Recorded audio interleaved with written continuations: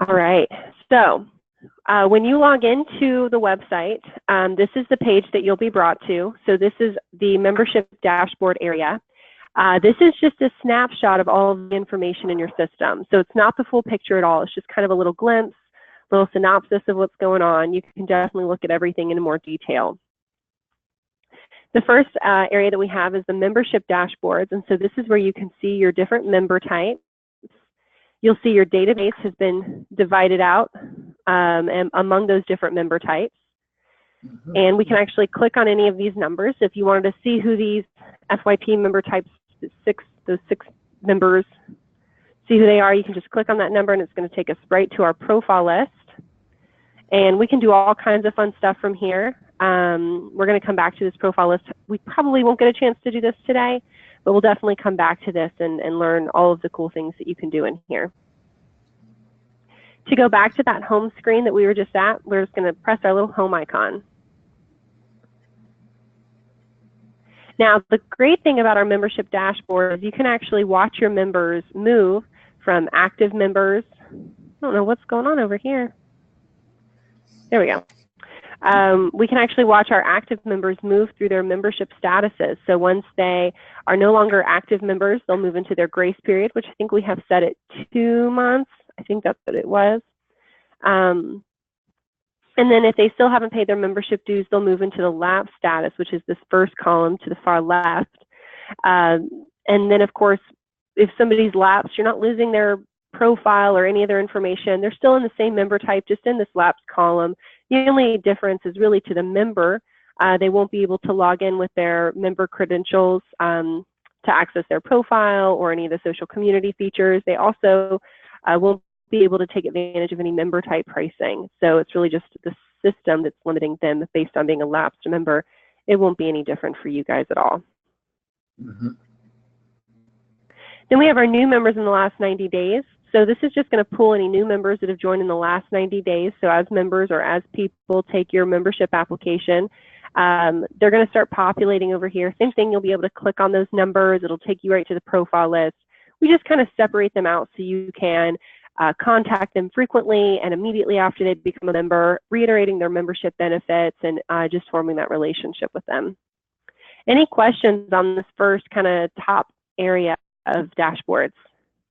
No, I really love the layout of this because I can see that once we can use this, I will be able to do so many things with it. It's very simple to follow, and having the new members in the past 90 days, we definitely want to make sure that we interact with them right away and help them out. So I love what you've got going here. This is just absolutely wonderful, and it looks like it's going to be very simple to use as well. And I would, for example, for the 127 that are in the Jump Hoops coordinators, I would be able just to click on that 127 and get a printout of all their information. Is that correct? A little bit. So you can click on this like 127, and that's going to take them into the profile list. Yeah. And then you can tag these members from here. You will be able to use our actions dropdown and export all this information into an Excel document, but we're going to learn a little bit more about that as we kind of work through our training.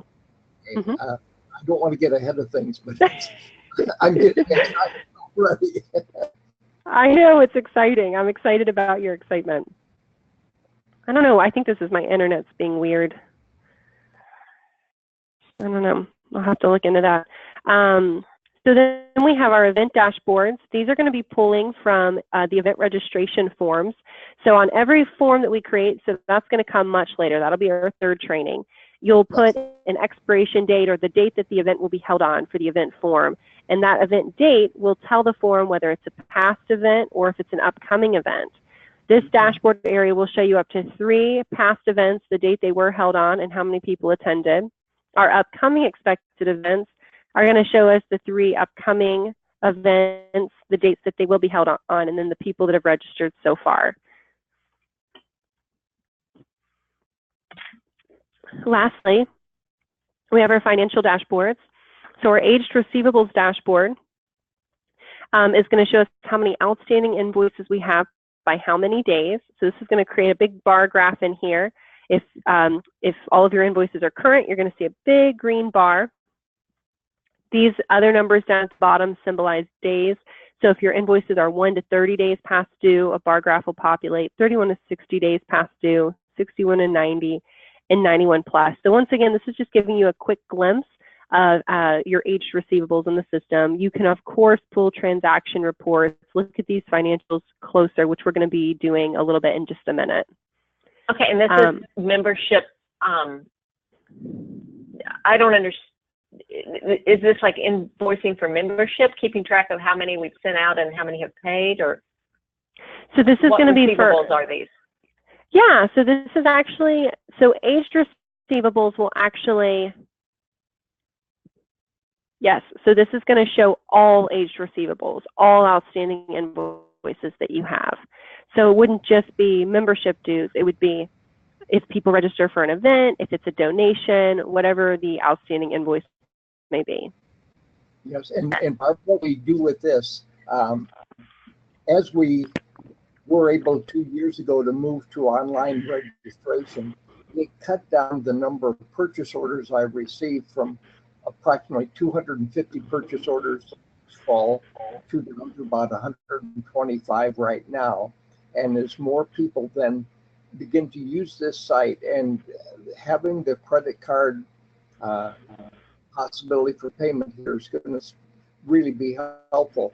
I can envision that within a couple of years, we're maybe only sending out 10 to 25 invoices for payment. Okay. Most of them will be online, but yes, I see how this works very well. Awesome.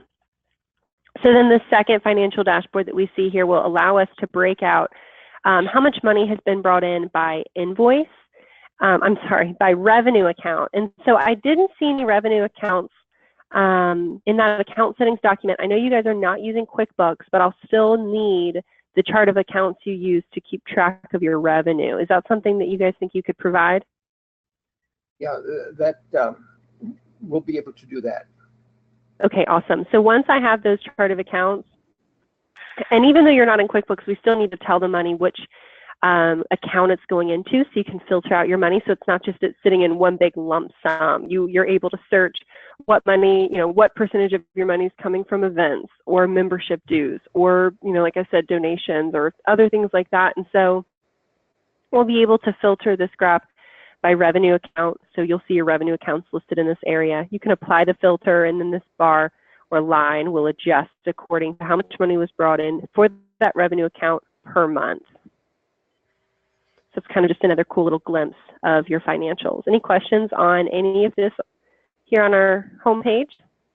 No, that should be very simple to follow. I know we'll always have questions as we actually get into it and work, but this is set up so well that it should be very simple to do. Awesome.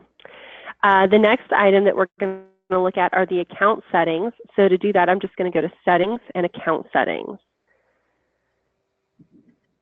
So in this account settings area, you won't need to use this a whole lot, but once your account has graduated, so once you're no longer in implementation with me, you will start calling into the help team with questions. The help team will ask you your account number to recognize, what association you're with. You can always find that account number under your account information. So you don't have to write it down or memorize it. You'll always be able to find it right in this area. It's that 41380 number. This is also a great place to keep track of how many custom profiles you've used and prospect profiles. So right now you guys have used 845 of your profiles out of your 1,000 allotted.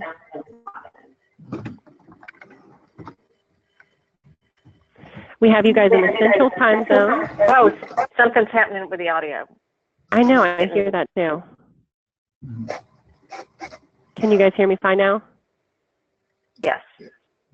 Okay. You're in the Central Time Zone. Your membership year. So this is something I want to talk about. I want to try to get through the training. I know you have 2 different membership years, but I saw a lot of different expiration dates. Yes, and basically the dates that we put in were the dates that the people joined. Ah, so it's not necessarily their expiration date. Their expiration date will all be on the same date, right? Yes, that's what we're working towards, yes. Perfect. Then I set the system up just the way I needed to, which makes me happy. Mhm. We've got your member numbers turned on, but QuickBooks is turned off. This notifications area, so any email that comes out of MemberClicks, you want your members to have the ability to reply to those emails. And so whenever your members reply to emails that come from MemberClicks, it'll be going to this address that you guys provided. Mm-hmm. And then lastly, we have billing contact information, and that's just for MemberClicks to have on file for you guys. Yes. Any questions on account settings? No, it looks very clear. Awesome. So now we're going to jump into talking about the financials. That's under our financial tab and invoices. I'm also going to go ahead and bring up my MemberClicks test site because my MemberClicks test site has some invoices that have already been created. So it'll give us a little bit of a better idea of what this is going to look like as invoices are being created in the system. So same thing, I'm going to go to financial and invoices. So this will bring us directly to the invoice list. Same for your website. Of course, your invoice list is empty because you don't have any invoices. So that's why we're using our test site. And so we have all of your invoices listed in this area. It doesn't matter how old they are, if they're paid, partially paid, voided, you'll always be able to find invoices. So of course, over time, you're going to have a lot of invoices collecting in this area. Mm-hmm. Because of that, we created a search bar in the top right-hand corner. You can search your invoices by your members' first names, last name, organization, or invoice number. So if anybody has a question on a specific invoice, you could search their name, search the company they're with, or search the invoice number if they have an invoice number. You can also sort these invoices by using the buttons that, above right here, open, pending, paid, partial, and voided. So if I wanted to see all the open invoices, I could select that open button and it's going to show me all of our invoices that are open. Mm-hmm. Mm-hmm. We can also email invoices and then print off invoices from this area. So if Duncan gave us a call and said, hey guys, I really cannot find my open invoice in my email, can you resend it? We would just tag his profile. We could tag everybody on this page if everybody wanted to receive it. We could just send them all out to everybody at once. But we could tag just Duncan's email address or invoice. Select our email button up here in the top left. This is going to show us his default email that we have on file for him. We can either change that or we can add an additional recipient. So maybe he would want his boss to receive this invoice because they said they were going to pay it for him. You could just send the invoice to his boss by putting his email address in here. You can send out one invoice and it's going to go ahead and email it to Duncan and any other email address you've put in this area. Yes, and one of the procedures that we follow right now, Adrian, is that typically we receive the purchase order from the business department of a school district. And that person has generally, I would say 99% of them come in by email from the business office. And would that be the email that we would put in instead of the email for the person being registered, for example? Yeah, yeah, that's absolutely correct. You could definitely do it that way. Whatever primary email address you have in your members' profiles is where their invoices will be going. But if there is an exception where you need to send it somewhere else, you can just plug that exception right in that area we just looked at, and it would send it. It would direct the invoice there instead of the default email address. Okay, that's my only question on that right now.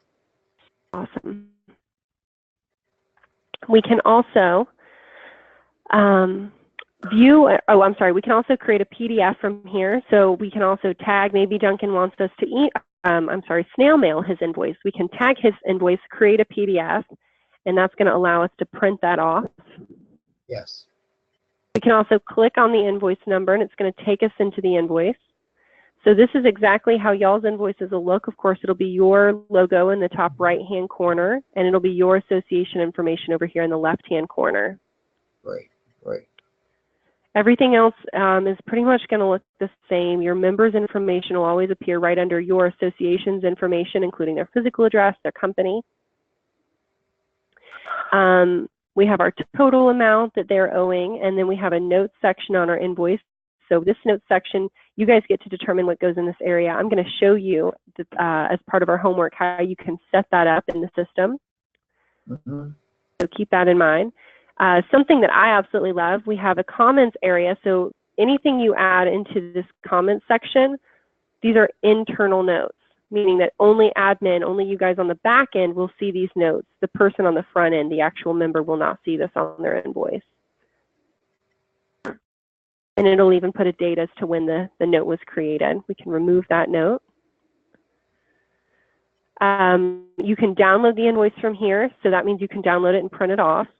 You can void the invoice. You could create credit invoices. And then something that you guys will be using pretty often is paying invoices.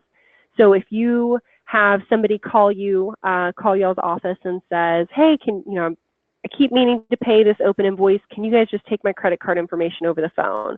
Or maybe they sent you guys a check and you need to put that check in the system. You would just find their invoice. So from the invoice list, you would search their first name, last name, find that open invoice, and then go into the invoice and you can select pay invoice. And this is where you would either put in their credit card information, or you can do an offline payment, and you can determine what type of offline payment you're creating, maybe a check. You can put in that check number or reference number, the date you received it, and then you'll just submit that offline payment, and at that time, the invoice will show as paid. Okay, any questions on that? Oh, I like that. That was nice. That's a question that has come up in the past. And being that I've had probably 2 already this week saying, can you take our credit card? And under the system we have right now, I don't have that. So that would be a very, very nice feature to have. Awesome. Very cool. We're going to go ahead and go back to that invoice list, or go back to the invoice. You can also go directly into somebody's profile from their invoice. So there, you'll notice there's a new icon up here, View Profile. This will take you directly into the member's profile. We're probably going to have to go through this more in detail together next time, but I really just wanted to show you that you could go from somebody's invoice to their profile. At this time, I'm going to go ahead and go back to the invoice list. And I think that covers everything in this area. We've got a couple of additional icons over here, though. The next thing we're going to look at are invoice templates.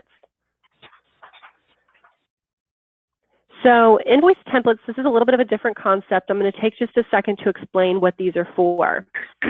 So you guys filled out that notifications document and you return that to me. Now those are notifications that the system's going to automatically send out to members to remind them to pay their dues renewals.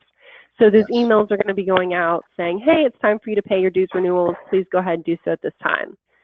Now, if there's any other type of invoice created in the system, technically we don't have anything going out from the system to remind people to pay those invoices. So we've got the dues renewals notification set up, but now we need to set up notifications for any other type of invoice that the system creates. So when I say that, like if I go into your website and I register for an upcoming event, if you allow me to come back and pay later, so if I don't have to pay at time of registration, I have an open invoice. And that's where you need a notification that's going to be sent to me from the system reminding me to make sure I paid that open invoice. Otherwise, I may not know that I have an open invoice, or I may just plumb forget. So that's where these invoice templates come in hand. What I'm going to ask for you guys to do is just sit down and write out all the different types of invoices you feel our system will create for you. So if you want notifications to go out to remind people to pay events, for events that they registered for, maybe donations, sponsorships, partnerships, any type of invoice you think our system will create for you, I would write that down in a list, and then I would create an invoice template for every single type of invoice that you put on that list.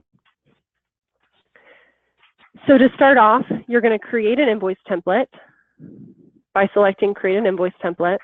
You're going to put in the name of the invoice template. So you'll definitely need one for new members, right? So if you have somebody who fills out your membership application, you'll definitely need to make sure that they're receiving notifications to pay the invoice that they had created for them when they joined. You'll need to set a net due date. The footer information is the notes section that appears on the invoice. So I pointed those out on the invoice a second ago. A lot of times this is remit payment to information. And then you'll need to turn on the notifications that you want to use and edit the email. So you'll actually need to add verbiage to those as well. Now, if you have the option to make your members pay at time of filling out the membership application. So maybe you don't want them to be able to come back and pay later. Maybe you are forcing them to pay when they register or when they apply for membership. In that case, you may not need to remind them that they have an open invoice because they've already paid it, but you still will want to set up at minimum the payment notification email, letting them know that that you've received their payment. People generally don't like to make a payment and then it just is gone and they never know where it goes or what happened to it. So you'll just turn on the payment notification email, edit the email, and add some verbiage in here, something along the lines of, thank you so much for your membership. We've received your payment and look forward to our future relations, or something like that. It can be really simple. It doesn't have to be anything super fancy. Do these invoice templates, the purpose of these, make sense to you guys? So this will be for homework from our training today. Everything about this makes sense? Yes. I've already jotted a couple notes of the types of invoices we need to create. Awesome. That's perfect. I really just like to, in short, think of this as the system's just doing your dirty work for you. So you're not having to chase down money. The system can chase it down for you. So I would definitely fill these out as much as possible. You'll notice I went ahead and created a default renewals. So don't mess with this one. The reason I had to create this is even though the notifications are coming from a separate bucket for renewals, it still is going to pull the net due date or footer information from this template. And I also set it as a default. So if you guys ever forget to choose an invoice template on a form, instead of the system just not creating an invoice, it'll create an invoice. It just won't have any notifications, which is what you want, because if you forgot to choose an invoice template on like donations form and the default had notifications for events, they're going to be like, why am I receiving emails about events when I just made a donation? They're going to be confused. So that's why the best practice is just to leave these notifications off, but at least the invoice was created for them.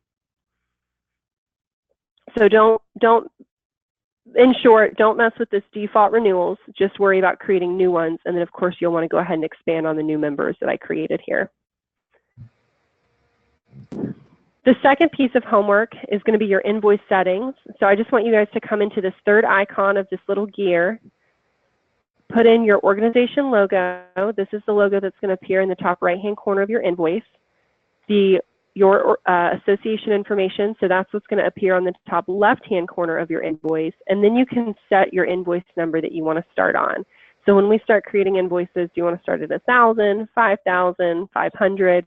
Whatever you want to start with, you can put that number in this area and the system will recognize that. Okay, any questions on these two pieces that we just talked about? No, what would it be helpful if I sent to you the invoice that we use right now? No, I won't need that. I mean, you can send it to me if you want, but this one, it is going to, we won't be able to match the way it looked before, but you can, of course, mimic the notes sections in those invoice templates, and then you can put your organization logo and your association information in this area. So you could maybe reference that while you're filling this out. Okay, yeah, that'll be easy to do. Perfect. The last two items that we have under our financials are our revenue accounts. So our revenue accounts are where we're going to add in all of those accounts, those chart of accounts from your financials. So once I receive those, I'll be able to add them in. I went ahead and just put in a default dues account. Of course, we can change this once I have the actual names of your revenue accounts. To add a new revenue account, this is so simple, y'all. You just select add new revenue account. fill out the above information. The description is optional. If it's for dues, you'll turn on dues, and if it's not, you'll leave that turned off. And then you can just hit save. Mm-hmm. Mm-hmm. And that's all you have to do. Yeah. And I already have those listed, so that should be easy, quite simple Easy to put peasy. in. Awesome. And then this last icon is just your payment processor. So Hart already built this out for you guys. I know, because if I select edit for your payment processor, it has your login and security key in here. Mm-hmm. So we are good with Moolah. That's good to go.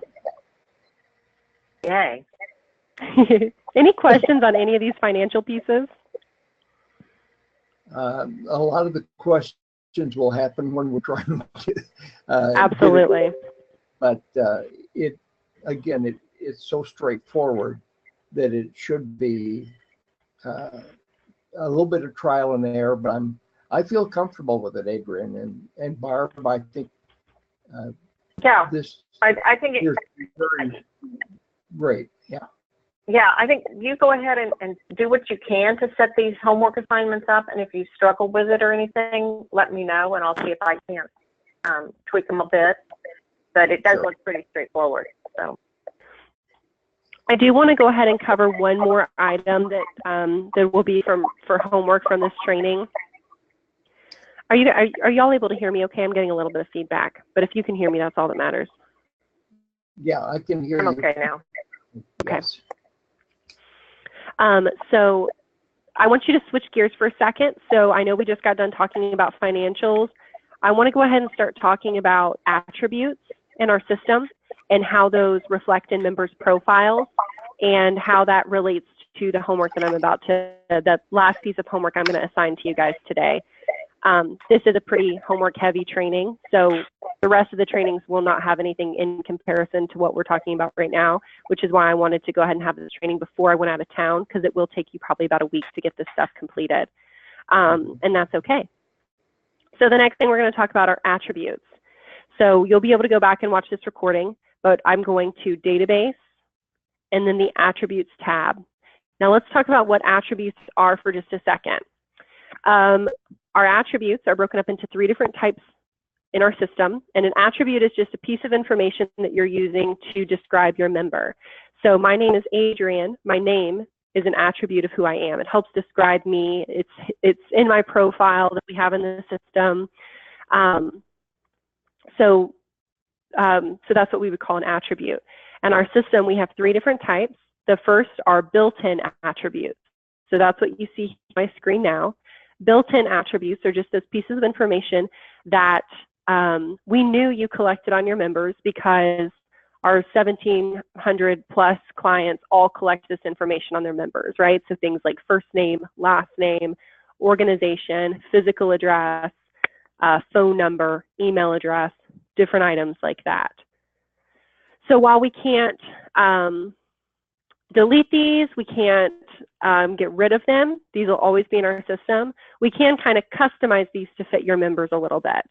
So what I mean by that is if I went ahead and looked at the settings for your members' names,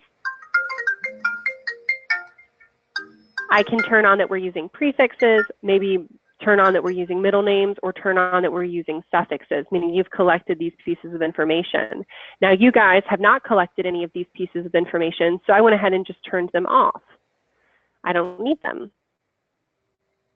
So we can do similar things to the rest of our built-in attributes in here. Now, so we've got 3 different types, so that's one type. The second type of attribute we have in our system are called system attributes. Those are things, pieces of information that the system uses to keep track of your members' membership period and how much they owe in dues. So we can't manipulate those or change those at all. They have to be set in their ways, because they have to be a certain way in order for the system to recognize where your members are at. But we will be able to view those attributes in your members' profiles. So that's going to be things like expiration date, join date, member number, member type, all those different types of things that really just define your members' membership period and when they owe their dues. The last type, and I'm sorry I'm blabbing forever, guys, the last type of attribute we have in our system, they're called custom attributes. So those are pieces of information that you had in your database that I wouldn't have known you collected on your members, but because I saw it in your database, I went ahead and added custom fields to collect or hold that information. So you'll notice those are down here at the bottom. Now you guys can add more custom attributes over time. You can change attributes. You can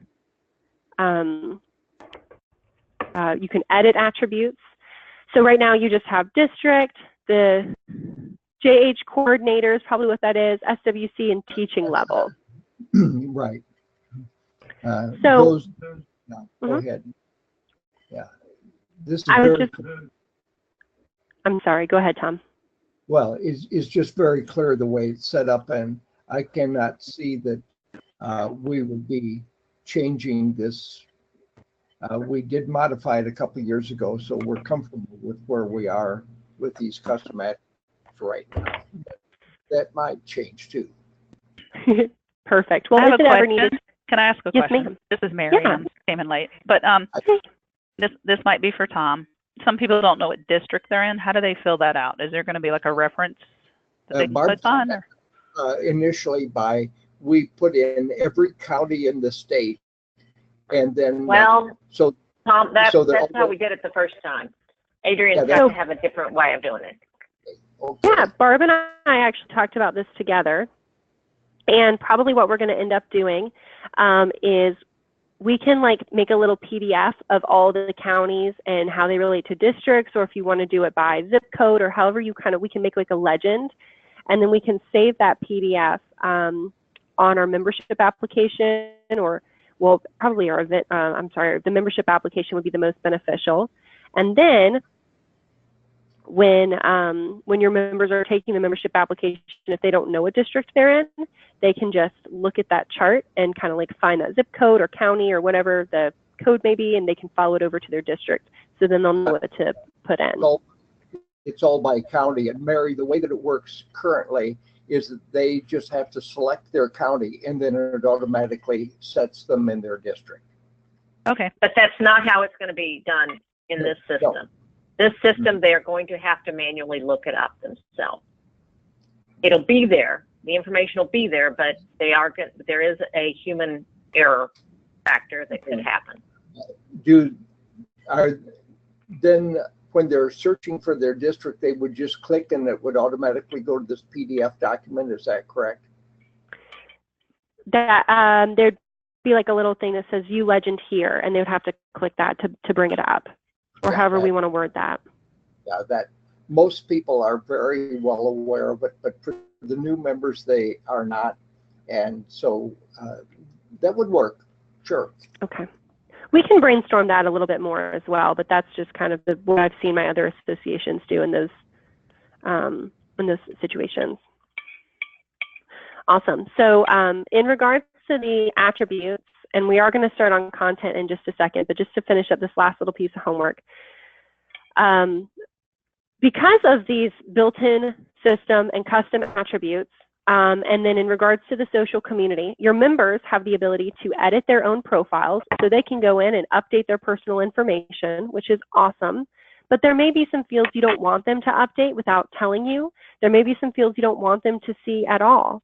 And then there's also a second piece to that, and that's that your members now can view other members in a directory, like a member directory, if you want them to have the ability to do that. And so you'll also need to determine what your members can see in other people's profiles. So the way that you have the ability to handle all of this or control all of that is at the top of this attribute page, we have Profile Owner Attribute Security. Now, once again, right now we're under Database and Attributes. Just to recap, if you go to Profile Owner Attribute Security, that's the third link from the left. This is going to take us an area where you're going to set what your members can see and do in their own profiles. Now, I also want to go ahead and mention, this also has to, it kind of bleeds into data merging. So if you data merged my first name on an email that you're sending me from a system, but you don't have in Profile Owner Attribute Security that I can view my first name, I'm just going to get a dear blank on the email, right? So it kind of bleeds into some other areas as well. That's the main one that I would think about while you're setting this up. So you can come through here. Now, as an admin, you guys can view anything in your profile. You can edit anything. You know, you guys are kind of the bosses in here. For prospect profiles, prospects won't be able to access their profile. So you can kind of just allow them to view everything. That doesn't really matter because, like I said, they won't be able to view a profile. This really is just, we're just setting this for that data merge stuff. So when you send prospects emails, it's able to data merge any of their information. Now this is the part where it starts getting a little bit trickier. You may want AFF to, you know, the AFF member type to be able to edit any of their information, but you'll notice as you go through, you're not going to want them to edit the information down here at the bottom. So at the very bottom, we have all those system attributes. Maybe they can view, I'm just clicking this individual box, maybe they can view their expiration date, maybe they can view their join date, but they sure should not be able to edit it, right? Is this making sense? Mm-hmm. Group is really more of a system attribute that is just kind of for the system. Your member doesn't really need to know this, so I would just hide it to prevent confusion. Member status, they shouldn't be able to edit that. Member type, they can't edit. Username, you might want them to be able to edit their username. If you do, then you can leave that with the green pencil. And then member number, you're not going to want them to be able to update their member number because that is a system attribute. The system needs, you may not even want them to be able to see it, in which case you can hide it completely. So you guys will need to go through here and do this for every single member type that you have. You'll even see that there are 2 more over to the right. And there's a legend over here on the left that tells you what the little signals, the little icons mean. Any questions on how to, do you guys feel like you can complete this? No, that'll take a little bit of time, but we will be able to discuss that and see what's necessary for them to edit, what is not, and I don't think that will be a difficult thing to follow. Perfect. So, and you'll have this video, of course, but you're also going to have some additional resources that I'm going to include in my follow-up email. So if you have any hesitations, I would recommend, I think they're videos that I include in my follow-up email, and so you can watch those additional videos or a recording to go back through. It's a tricky concept, and I think it takes some time to understand, but you should have plenty of resources to help you guys out. There is a second piece to this, right? And this is what members can see and do in their own profiles, but now we need to talk about what they can do in other people's profiles. So that's where we would use this the second from the left link, attribute security. This one's a little bit more complicated. So we would ask ourselves, we're going to use this drop down over here on the left-hand side, and if we select admin, we'd be asking ourselves, what can admin see in prospect profiles, see in other admin profiles, see in AFF member type profiles? As an admin, you guys can do whatever you want to do because, once again, y'all are the bosses in here. So I'm just making it so that admin can edit all of this information. But then you would need to use the drop down, select the AFF member type, and you would ask yourselves again, what can AFF members do and see in admin profiles? They certainly can't do anything, but maybe they can view a lot of the information. But maybe there are some pieces of information you don't want them to be able to view. So you'll need to do that. What can AFF member types do in each of these other members' member type profiles? And you'll have to do this for every single one of these drop downs, including prospects and public. If you would like a public-facing directory, you'll have to complete this for public and prospect. If you don't, then you can just leave those as they are. Does that make sense? A little bit? Somebody answer. I was like, I don't want to interrupt anybody, but yeah, it makes sense. Okay. Yeah. Most of it. Well, yeah, I think that's something we can work out. It feels a little bit cumbersome, and I totally know, but once you do it this one time, you'll never have to do it again. But I do want you guys to feel comfortable with the understanding of how this bleeds into the system. Because what may happen is I may go into my member profile and I may see that in other people's profiles, I can view their phone number. And I may be like, oh my gosh, I don't want people to be able to view my phone number. So that's when I may call you guys and say, hey, my phone number's on the website. I feel really, panicked about this. What do I do? How do we, fix this? I don't want you guys to feel, what usually happens is you guys call me and you go, oh no, we have people panicking. Like, what do we do? And it's just as simple as coming into the, the attribute security, looking at that member type, who called, and changing the permissions. Of course, I'm always going to be here to support you guys, but just kind of understanding how it works and how that's communicating in the system. One question on this, Adrian. Is it yes, possible for us to make a setting, for example, where we would make, just as an example, every member's phone number available and then have the individual opt out of that and not make that more secure? So there's not. This is an umbrella kind of thing. So there's not a way for your members, just because, think of your members trying to do something like this. It would, or try to select opt out things. It would be a mess. So it isn't an umbrella kind of thing. I think, guys, we can look back on our current site. We do have a directory out there. We do have information that they can view on each other. So that can kind of be our starting point in our guide.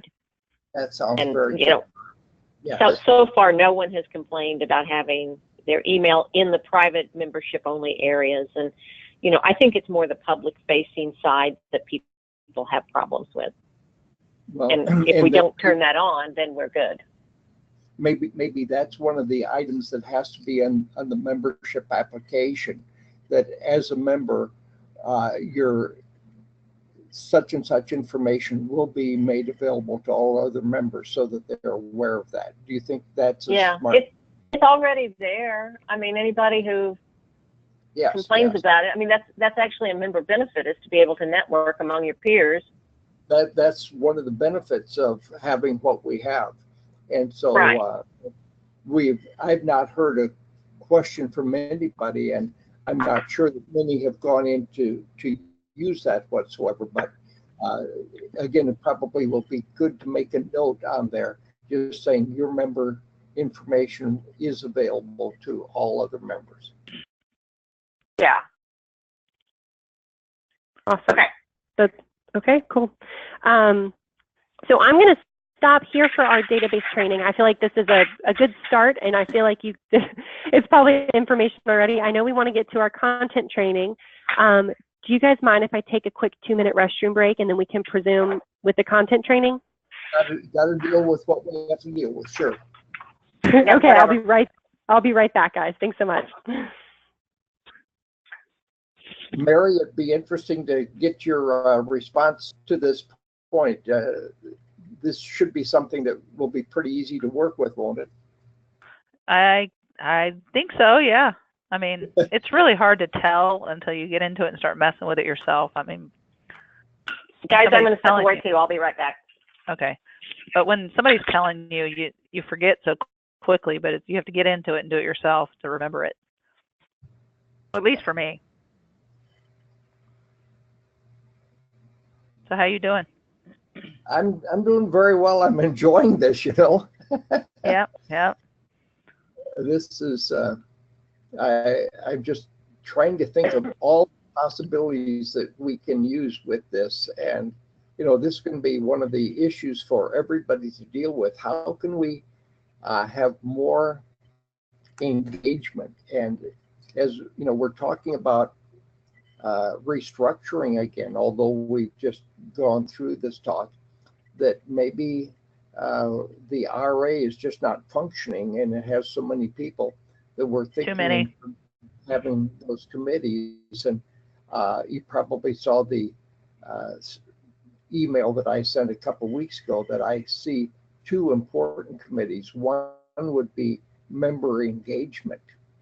Instead of just having a membership committee, I would call it a member engagement committee, and that could be prospecting, it could be working with members, it could be, you know, all kinds of member services, and then one on professional learning. And professional learning would be the YouTube videos, the podcasts, the webinars, conventions, UHPE workshops, everything else. So we've got some things to do, but this is a fun time. All right, guys, you guys ready to jump into the content training? Yes. Yep. Awesome. So I'm going to go ahead and point out some of the areas we're going to be learning how to change on your website today. So we're going to be learning how to update and edit things like your main menu up here is what we would call this. I'm going to teach you guys how to change this hero image. We're going to be learning how to update all of these different areas of information. And so this is going to be something that I'll ask for you guys to kind of play around with before the next time that we talk, is just getting in here and trying to update these main areas of text, as well as maybe the announcements. We're going to talk about how to add events to your calendar. We have a newsletter widget that I'm going to teach you guys how to edit, how to add sponsor logos in, and then we've got your footer information down here that I'll show you how to change as well. I'm also going to teach you guys how to link up new menu items. All right.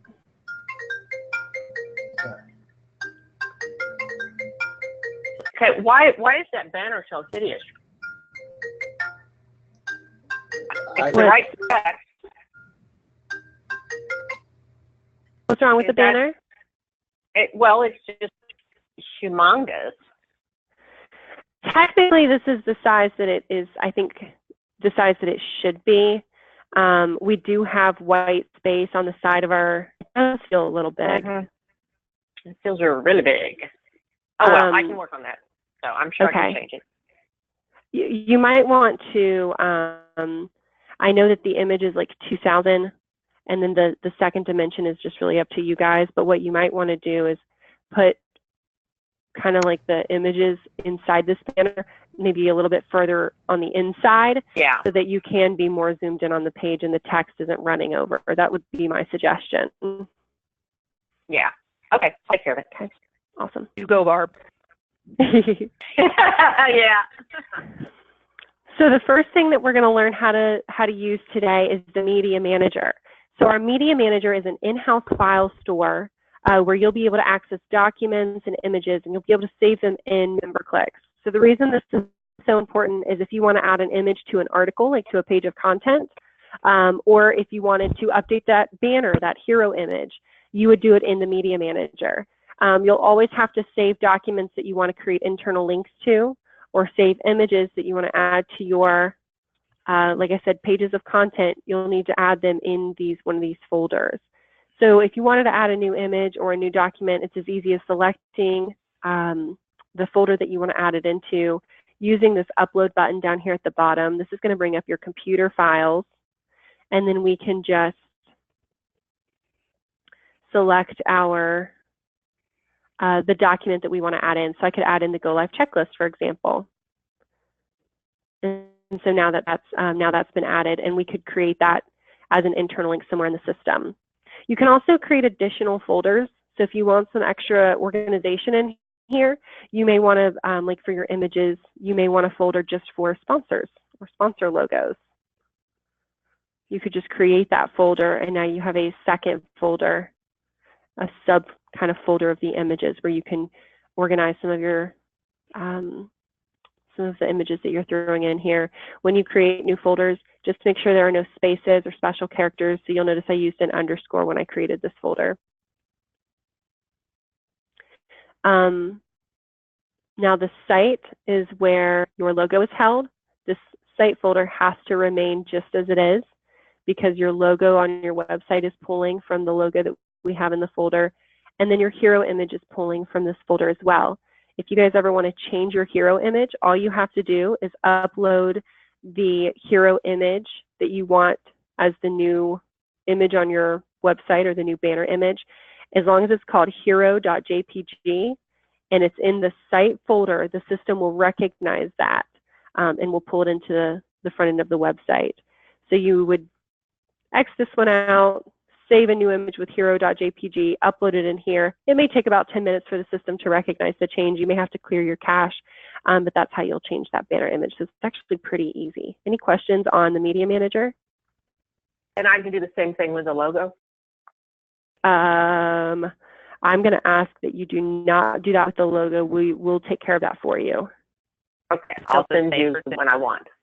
Yeah, just send us what you would like and we'll do it for you. It still says MOAHPERD. Are we keeping it that way? No, we're going to change it. Okay. Yeah, it's something that I kind of use this for my own documents, and right before we get ready to launch you guys, I can change it in my system to the correct acronym. Well, even like the images, I don't even want that image named that. Because if people look at the image, it's wrong. You see what I'm saying? I gotcha. Yeah, so we can just change the name of the logo that we put in there when you send it to us. Okay, great. Yeah, no worries. Okay, awesome. I'm sorry, did you address slideshow images? Where do you use that? So you guys don't have any slideshow images. This would be pulling from a different template, but it's just built into our Media Manager. So technically you don't need this folder. Okay. Great question though. Okay, any other questions here? On the slideshow images, do you have a setting then as to how quickly they rotate? 15 seconds, 20 seconds, 30 seconds? Tom, I Yes. opted for not having a slideshow on the members only section. Okay, yeah. So what we will have is that banner image.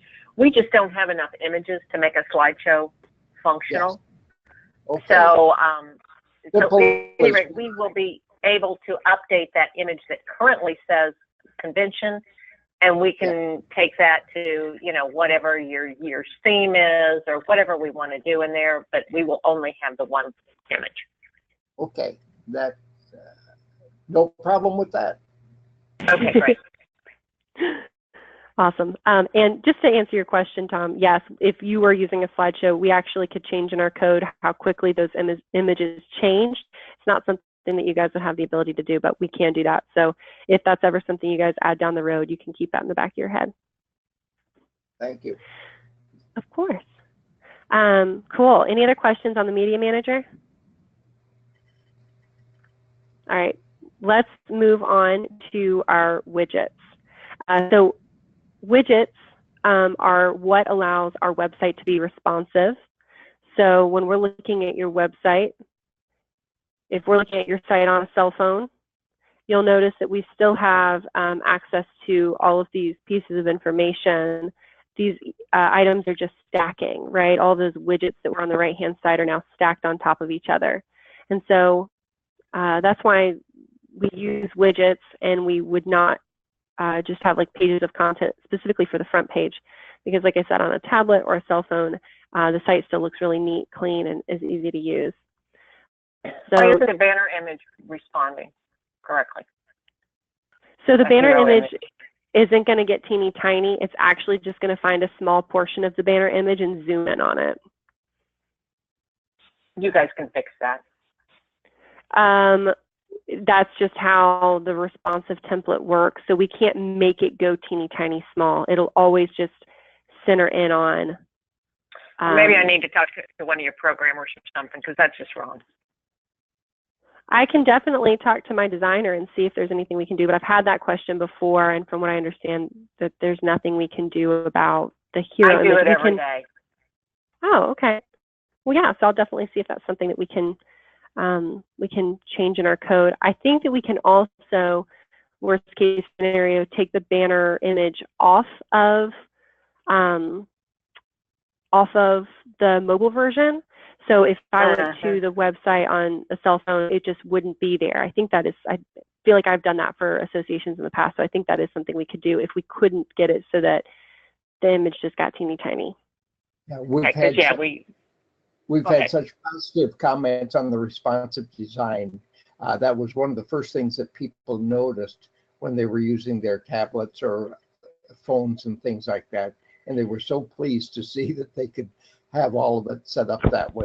That was big accomplishment in our last redesign. Awesome. Yeah, absolutely. I'm going to go ahead and ask my designer so I can answer that question while we're on the phone.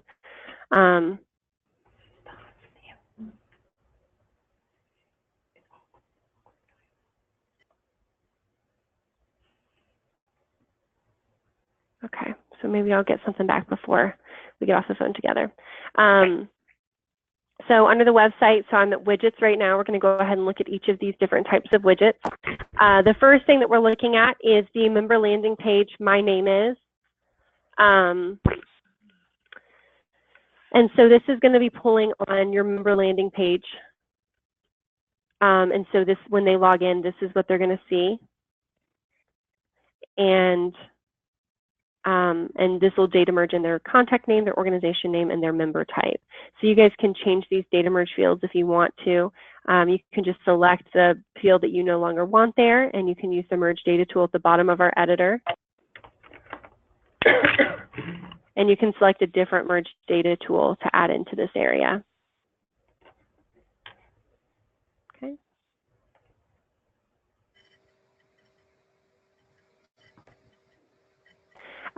Then we have homepage main, homepage left, and homepage right.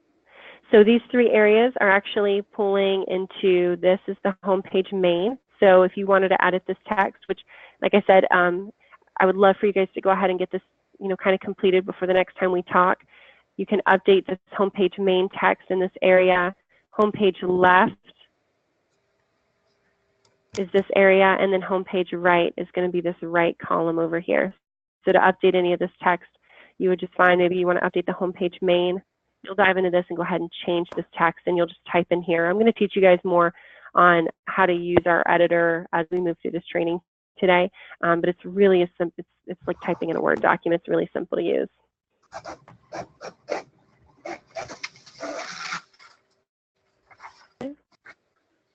We have hero content.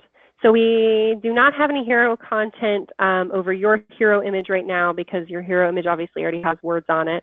Otherwise, if this was just an image, we have some hero content that can scroll across your hero image. And so you could add that information in to the hero content editor. And it scrolls across? It doesn't scroll across, it just sits on top. Okay. Footer that information. Might be nice, guys. We can do updates for the conference. Right now it says register now or something that we could do. We could say things, get your reservation in, last chance, just kind of fun things like that. If the image is more generic. So right now it's really tough to see because it's on a white. So this is white, but it'll just sit on top here. However you want to place that in, right over.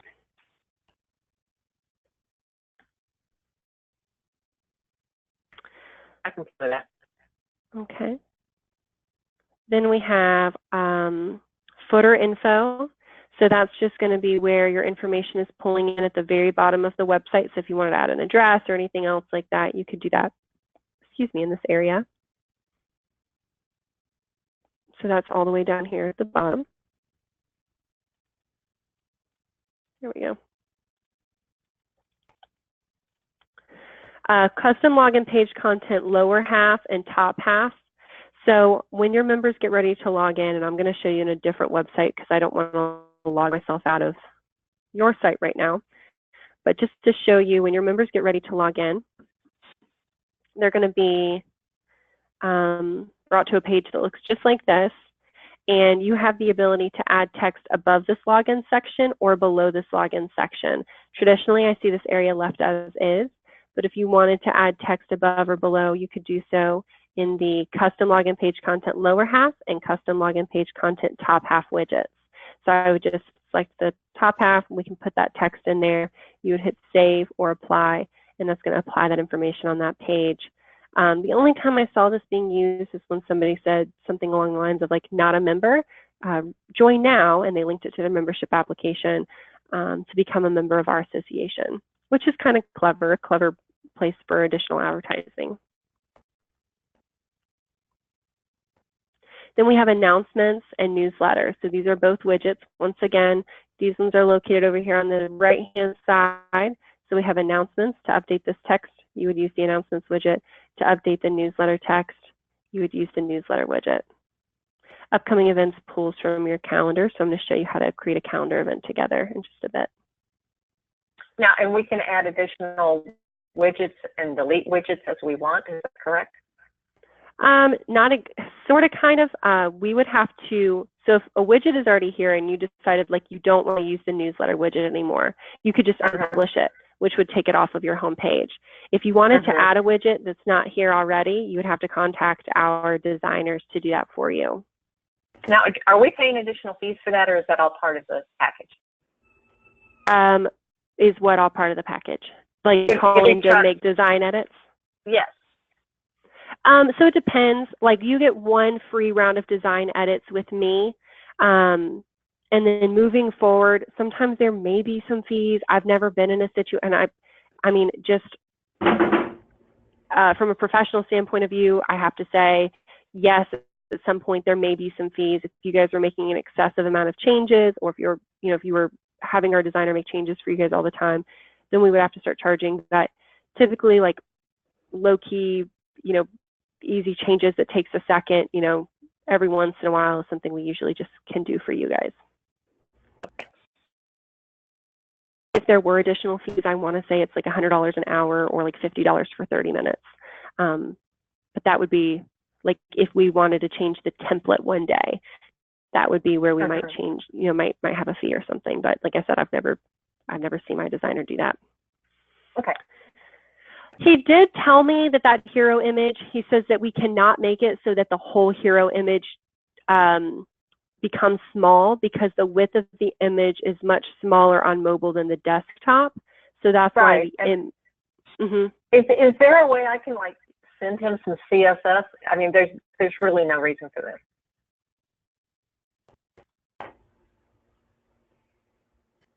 I'm asking.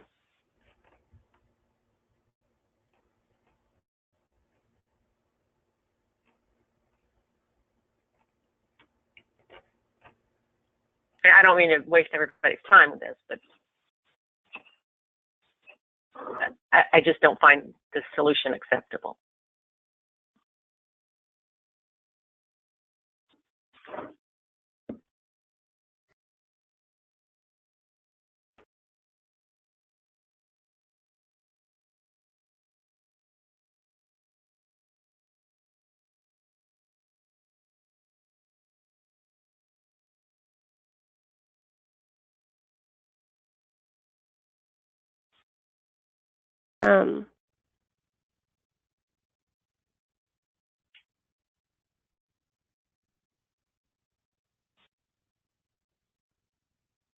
Okay, I'll see if he follows up with me in a minute. Okay.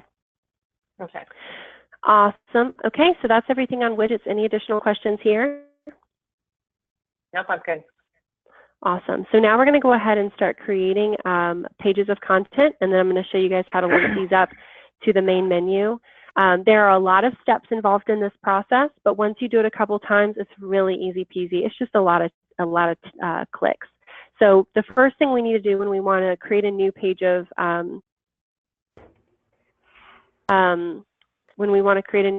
content is we're going to go into our articles, and we can create a new page of content just by selecting new. So we've got a bunch of icons up here in the top right-hand corner. The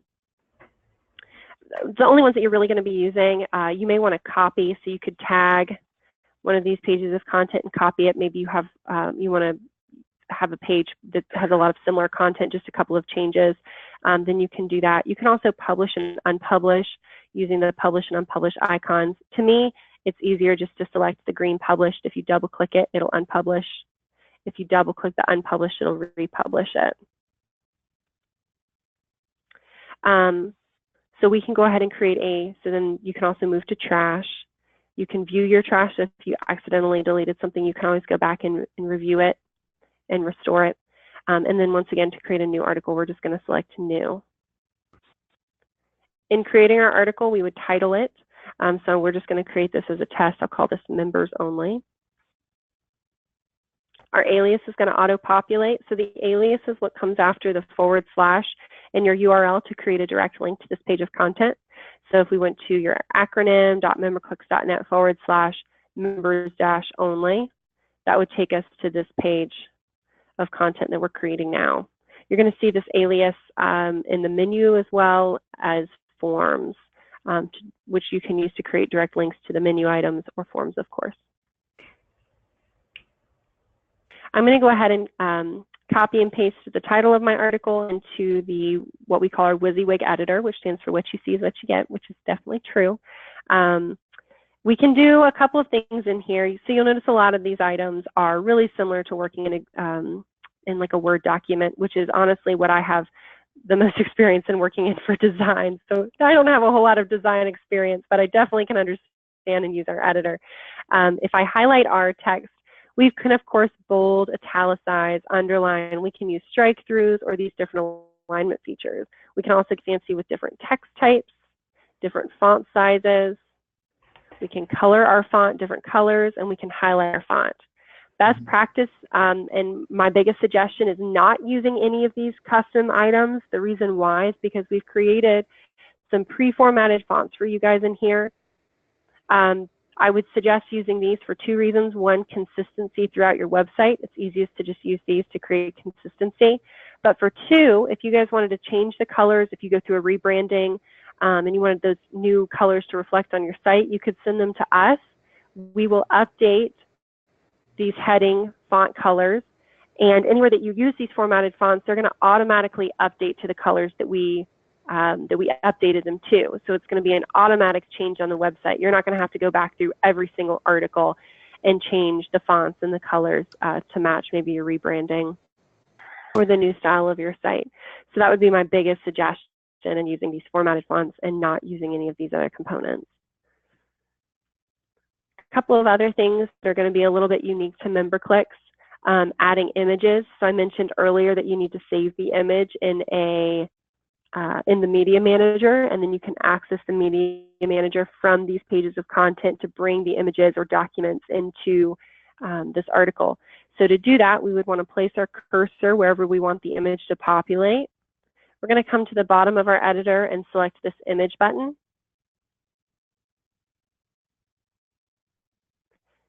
We can search our images folders. I know that in our site folder we have your logo, so I'm going to go ahead and select that. And then I can insert that image. Now, I may not love the relationship between my text and the image. I may not love the size of my image. So we can make some changes to the overall appearance of our image by highlighting it, coming to the top of our editor and choosing this little tree icon, which is my favorite icon because I think it's so cute. When we select it, we can use our Appearance tab. And you'll notice that we can make some changes in here. So the greatest part of this editor is we're going to be able to see exactly what we're doing to our image and our text in this example box to the right-hand side. So we can change the alignment of our text. My favorite is aligning left, which is going to wrap our text around the image and push the image left. We can also change the dimension of our image. So if this felt a little bit too big, we can change the dimensions. We always want to constrain the proportions of our image. That'll prevent me from having to put in a second dimension and potentially skewing or distorting the image. Instead, if I constrain proportions, my system's going to fill that second dimension in for me. Adding vertical and horizontal space. So that's just going to create space between the text and the image. And then we can add a really simple border. That border is just going to be a simple black border around our image. Once I've made the changes that I would like to make, I can select Update. And now you'll see that we've pushed our image left. It's smaller than what it was previously. We've created that space cushion between our text and our image, and we have a black border around our image. Any questions on how I accomplished that?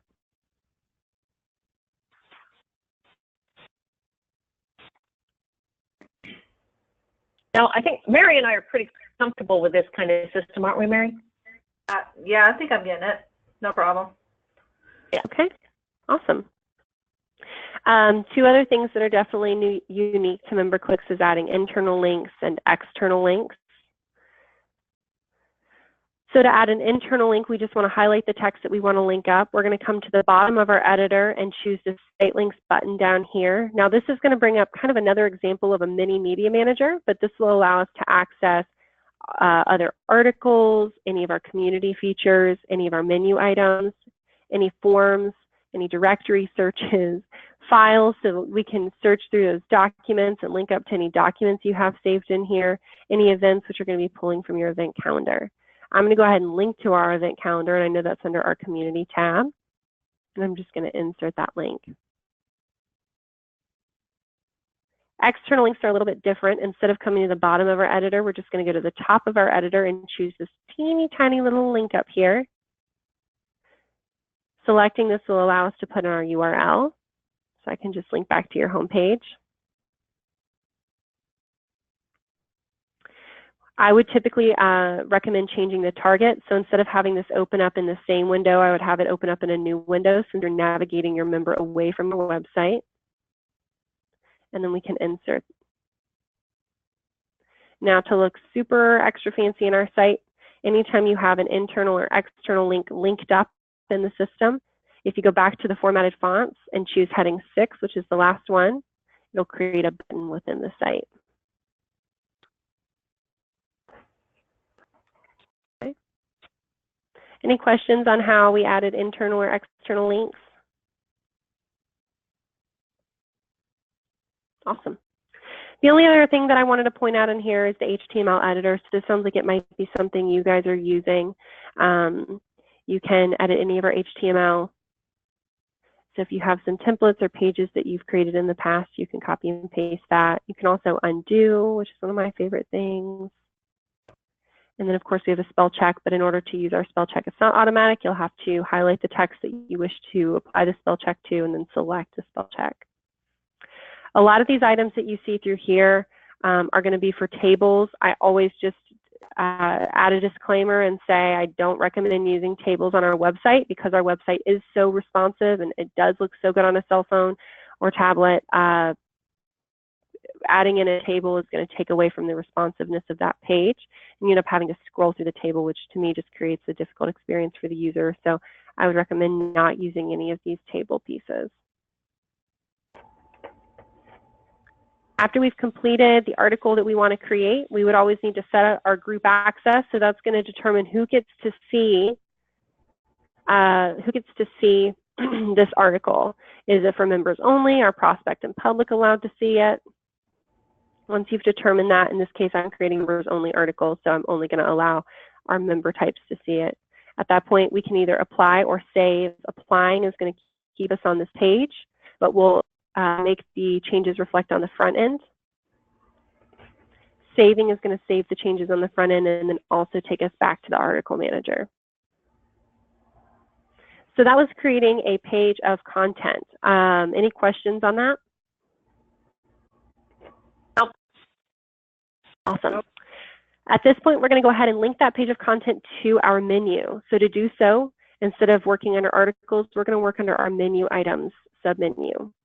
Now we have 3 different areas where we can add menu items to. Our main menu is that big blue menu across, is it blue? Yeah, big blue menu across the top of our website.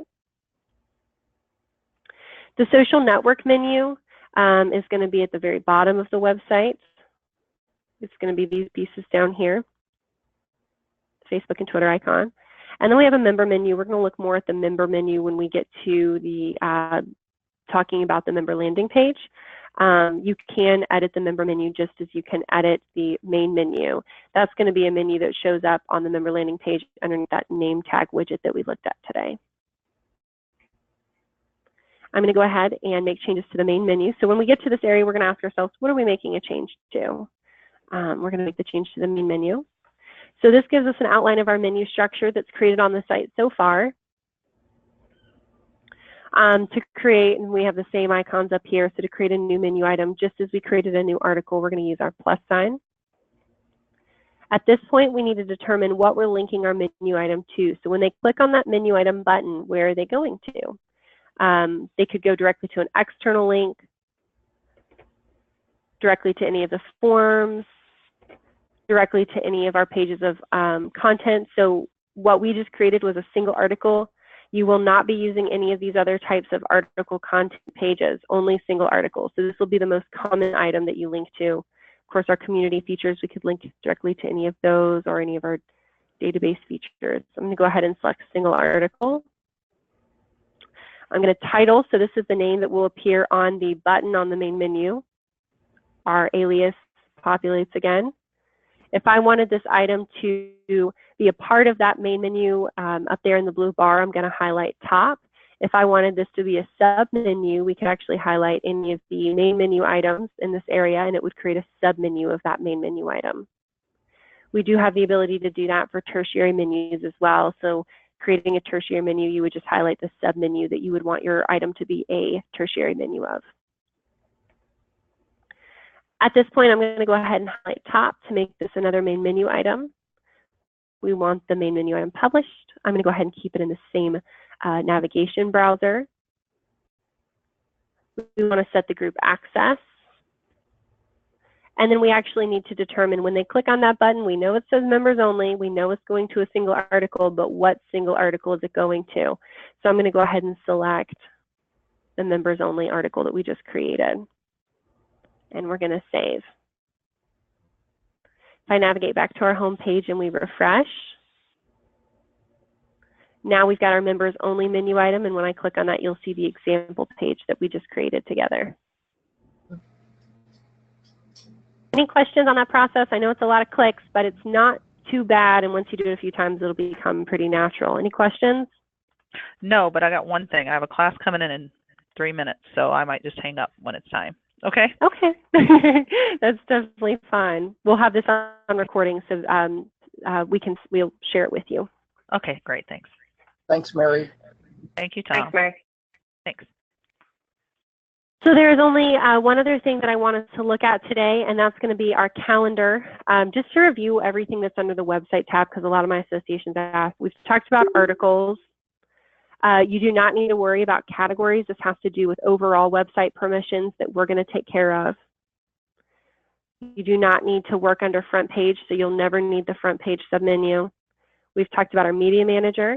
We've talked about menu items. We've talked about widgets. Sponsor ads is a place where you can determine how many times a specific sponsor ad shows up on your website. I actually am going to need to have my designer add your sponsor slideshow widget under the widget category. We'll have to come back and talk about this at a later date, but basically you'll just add in images to the sponsor widget, and it's a little bit easier to use, unless you need to monitor how many times sponsor ads show up on your website. Does that sound like a function you'll need to use? Right now, we don't even have any sponsors, so. It doesn't even matter. Okay, perfect. Yeah, that's kind of a perspective thing. Got it. News feeds. So you will not need to use the news feed. You will not need global check-in. And then, of course, view my site is just viewing your site on the front end of the website. Global check-in, it could be beneficial. So let's say that you and Tom were working on an article and you just happen to be making changes to the same article at the same time. The system will lock you guys out of that article just because it doesn't want you to make edits on top of one another. You can go into that global check-in and it'll show you which article is locked and you can unlock it. I've only had that question come up one time because it's pretty rare for that to happen. I don't think we would use that very often. No, most people don't. I think we're pretty safe there. Like I said, I had that one time, and that's been it. So awesome. So let's go ahead and dive under our calendar. We're going to go ahead and create a mock calendar event together so that you guys can use the calendar moving forward. I'm under community and calendar. Now on your end, you will see these first 3 links. You will not see the last 3.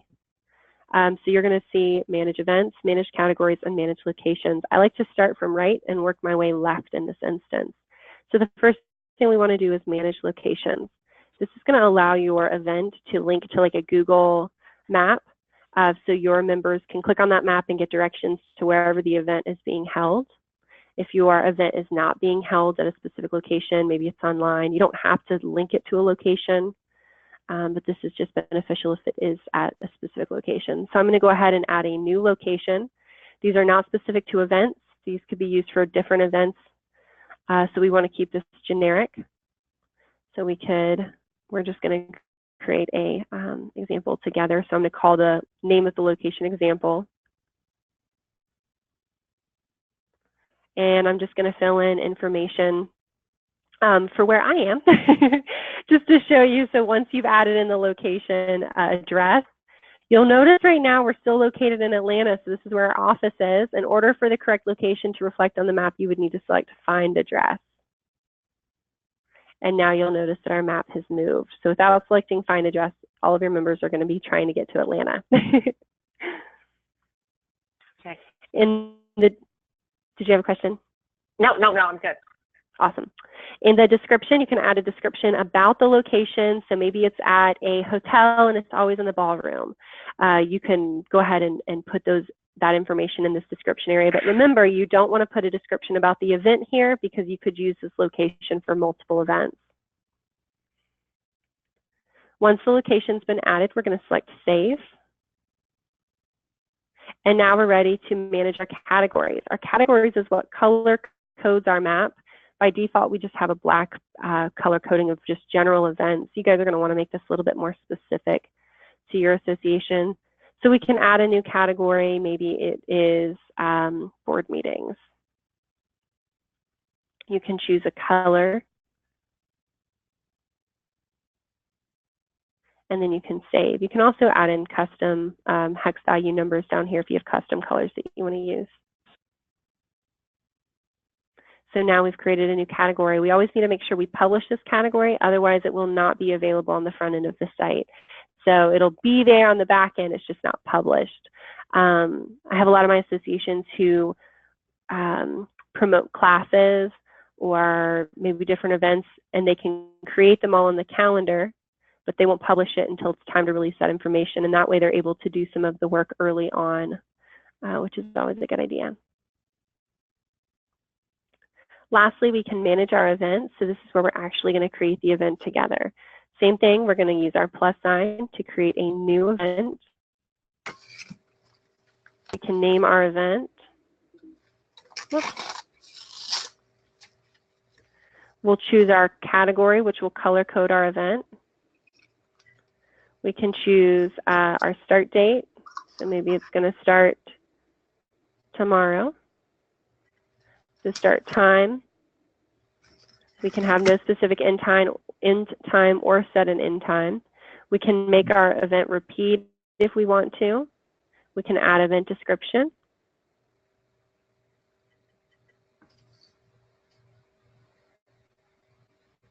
We can select our location. Doing so will bring up our location manager where we can choose that example location I created.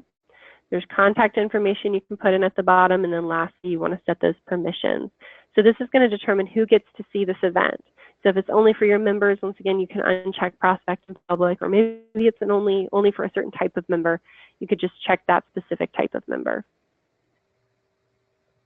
From here, we just want to save our event, and now we can go back to the front end of your website. I can go to your event calendar. And if we fast forward to next month, we'll see our event on our calendar.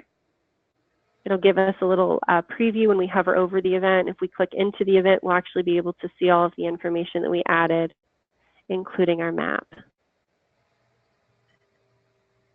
All right, any questions on how to use the calendar? I think this is going to be a great addition. We do have workshops around the state in the spring and a number of meetings. This will be extremely beneficial to what we do. I like it. I like it too. I'm excited to hear that. It's really great. Well, I'm going to go ahead and wrap up our recording. I've got some back-to-back calls today, but sometime this afternoon or this evening, I'll send a follow-up email with our recording and those resources you guys need to complete those pieces of homework.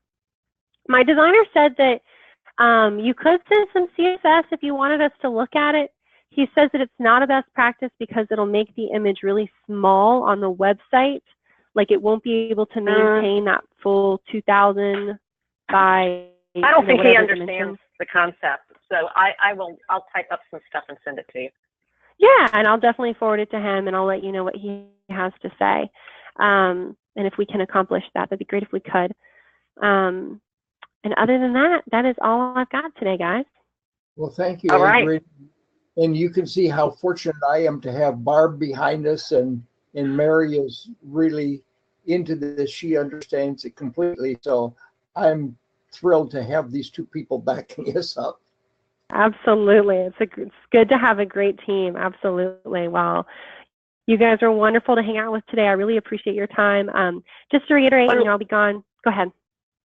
I was just going to say, we've got another call. I know we're working on, I think, the social media while you're gone. And then we've got another call with you. Should I go ahead and schedule another call to go over the membership database more thoroughly with Tom? If you want to, we definitely need to have some time to finish our database training. We only got through half of it today. So if you want to go ahead and schedule that, you definitely can. You've got that link, and we'll just expect, instead of doing the 4 trainings, we're going to do technically 5 hours, but still technically 4, since we fit 2 in 1 today. And that is totally fine. And then I was just going to say, I am going to be out of the office starting tomorrow, and I won't have access to my email until the 10th of September, which is technically just next week. But of course, if you can go and not worry about us. Okay. I told my director, it was funny, I told my director yesterday, I was like, oh, I'm going to bring my computer and do some emails on the plane. And she was like, if you send out a single email on your vacation. Just go away. But if you guys do need to send me any emails, of course, send them my way. And I've got Monday booked off to just get to all my emails that I'm sure I'll have. So I'll get back to you guys just as soon as I can when I get back from being overseas or out of the country. But y'all let me know if you have any questions at all. And other than that, I'll talk to you when I get back. Okay. Okay. Thanks so much. Thank you, guys. I'll appreciate you. I'll talk to you soon. Bye. You all. Bye. Bye.